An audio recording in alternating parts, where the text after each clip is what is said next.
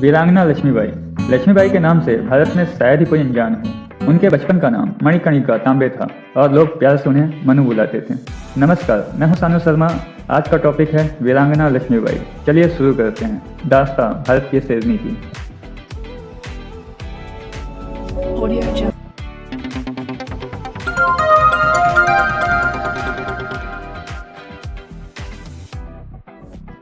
मणिकर्णिका का जन्म बनारस में रहने वाले एक मराठी परिवार में 19 नवंबर सन 1828 को हुआ था। उनके पिता मोरपंत तांबे बिठूर रियासत के पेशवा के पास काम करते थे। जब मणिकर्णिका सिर्फ 4 साल की थी, उनकी मां भागीरथीबाई का देहांत हो गया था। इसके बाद उनके पिता मोरपंत रहने के लिए झांसी चले गए। वहां मणिकर्णिका नाना साहेब और तात्या टोपे जैसे सेना नायकों से युद्ध की कला सीखने लगी। 1842 में जब मणिकर्णिका लगभग 12 साल की थी तो उनका विवाह झांसी के राजा गंगाधर राव नेवलकर के साथ कर दिया गया था। इसके बाद उन्हें लक्ष्मीबाई के रूप से जाना जाने लगा। कुछ वर्षों के बाद उन्होंने एक बेटे को जन्म दिया जिसे राजकुमार दामोदर राव नाम दिया गया था, लेकिन 4 महीने की आयु में उनके संतान की मौत हो गई। राजा गंगाधर राव नेवल इस दुख को सह नहीं पाए और उनकी तबीयत दिनों दिन बिगड़ने लगी। उन्होंने 1853 में अपने एक दूर के रिश्तेदार के बेटे को गोद लिया। उनके दत्तक पुत्र का नाम आनंद राव था, लेकिन अपने बेटे की याद में वे उन्हें दामोदर राव ही कहते थे। लेकिन 21 नवंबर 1853 को गंगाधर राव की मौत हो गई थी। उस दौर में अंग्रेजी हुकूमत ने राजाओं के बच्चे को गोद लेने की प्रथा के खिलाफ सख्त रुख अपना लिया था। हालांकि झांसी के राजा ने ईस्ट इंडिया कंपनी के मेजर एलिस की मौजूदगी में दामोदर राव को गोद लिया था। इसके सारे कागजात गवर्नर जनरल लॉर्ड डलहौजी तक पहुंचाए गए। वसीयत के मुताबिक दामोदर राव के बड़े होने के बाद वह झांसी के राजा होते। तब तक के लिए राज्य की बागडोर लक्ष्मीबाई के हाथों में थी, लेकिन लॉर्ड डलहौजी ने इसे मानने से इनकार कर दिया था और उन्होंने झांसी को कैप्टन अलेक्जेंडर स्किन के हवाले कर दिया। इससे चिंतित होकर लक्ष्मीबाई ने दिसंबर 1853 में मेजर एलिस के जरिए वरिष्ठ अंग्रेज अधिकारी जॉन मैलकम को एक चिट्ठी लिखी, लेकिन उन्होंने आगे नहीं बढ़ने दिया। इसके बाद मार्च 1854 में अंग्रेजी शासन ने लक्ष्मीबाई को किला छोड़कर किसी दूसरे महल में रहने का फरमान सुनाया और उनके गुजारे के लिए हर महीने 5000 रुपए पेंशन भी बांध दिया। लेकिन लक्ष्मीबाई को यह स्वीकार नहीं था और अपने राज्य की आत्मसम्मान की रक्षा के लिए उन्होंने सेना के साथ साथ आम लोगों को भी विद्रोह के लिए तैयार करना शुरू कर दिया। इसमें महिला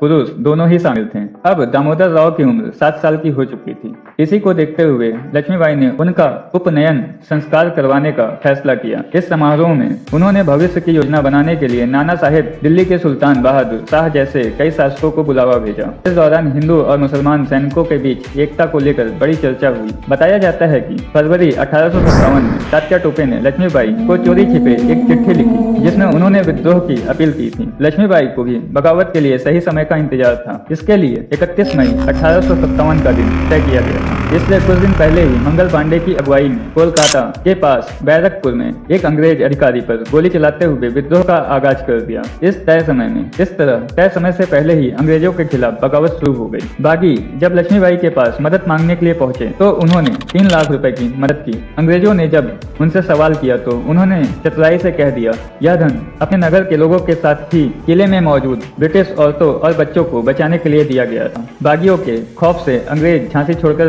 भाग खड़े हुए थे और बागडोर फिर से लक्ष्मीबाई के हाथों में आ गई। लेकिन तभी झांसी से करीब 30 किलोमीटर दूर मराठा सेना नायक सदाशिव राव ने कथुरा पर कब्जा कर लिया और ऐलान कर दिया कि आसपास का हर गांव अब उसके अधीन होगा।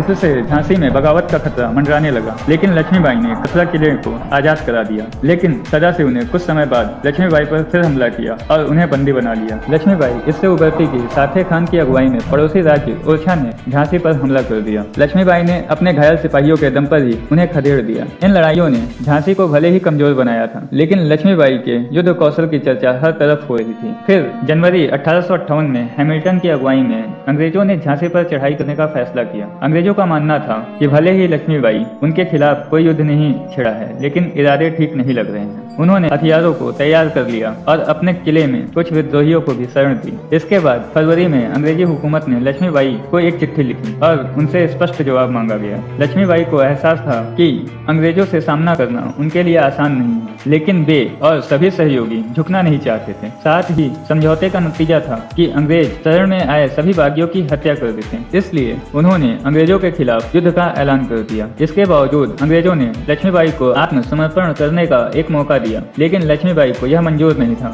उन्होंने इसे भी ठुकरा दिया। आखिर मार्च 1858 में अंग्रेजों ने झांसी पर धावा बोल ही दिया। कुछ ही दिनों में उन्होंने किले को भेद दिया। तभी लक्ष्मीबाई को तात्या टोपे का साथ मिला और वे अपने 20,000 से अधिक सैनिकों के साथ झांसी पहुंच गए। वे अंग्रेजों को कुछ दिनों तक रोकने में सफल हुए, लेकिन अंग्रेजों ने झांसी में प्रवेश कर ही लिया। अपनी लड़ाई को कमजोर होता देख लक्ष्मीबाई को झांसी की अंतिम उम्मीद दामोदर राव की चिंता सताने लगी और उन्होंने दामोदर को अपनी पीठ पर बांधा और एक छोटी सी सेना के साथ कालपी की ओर रवाना हो गई, जहां उन्होंने नाना साहब पेशवा राव साहब और तात्या टोपे जैसे बागियों से मुलाकात की। वह 30 मई को ग्वालियर के राजा जयाजी राव सिंधिया के पास पहुंची। वैसे तो जयाजी राव अंग्रेजों के पक्षकार थे, लेकिन इस बार उनकी सेना ने लक्ष्मीबाई का साथ दिया। यह बात जब अंग्रेजों को पता चली तो वे ग्वालियर पहुंच गए, लेकिन लक्ष्मीबाई ने हथियार नहीं डाला और अंग्रेजों ने 17 जून 1858 को उनकी हत्या कर दी। कहा जाता है कि युद्ध के दौरान एक अंग्रेज सैनिक को वह देख नहीं पाई थी और उसने उनके सीने पर हमला कर दिया।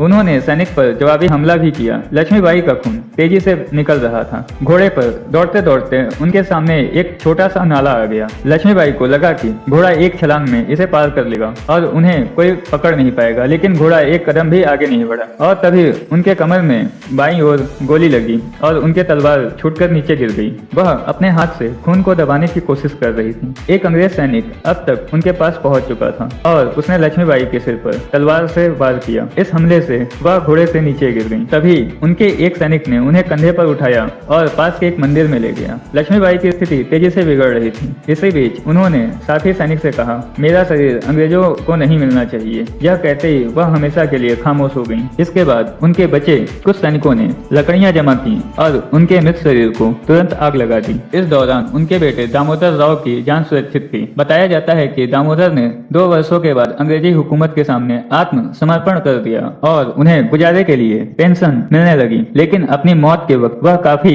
गरीबी में गुजर बसर कर रहे थे। लक्ष्मीबाई के वंशज आज इंदौर में रहते हैं और खुद को झांसी वाला कहते हैं। वीरांगना लक्ष्मीबाई भारतीय इतिहास में सदैव अमर रहेंगी। आशा करता हूँ आज की कहानी आपको अच्छी लगी होगी। वीडियो को लाइक कीजिए, चैनल को सब्सक्राइब कीजिए और शेयर करिए। धन्यवाद। जय राम।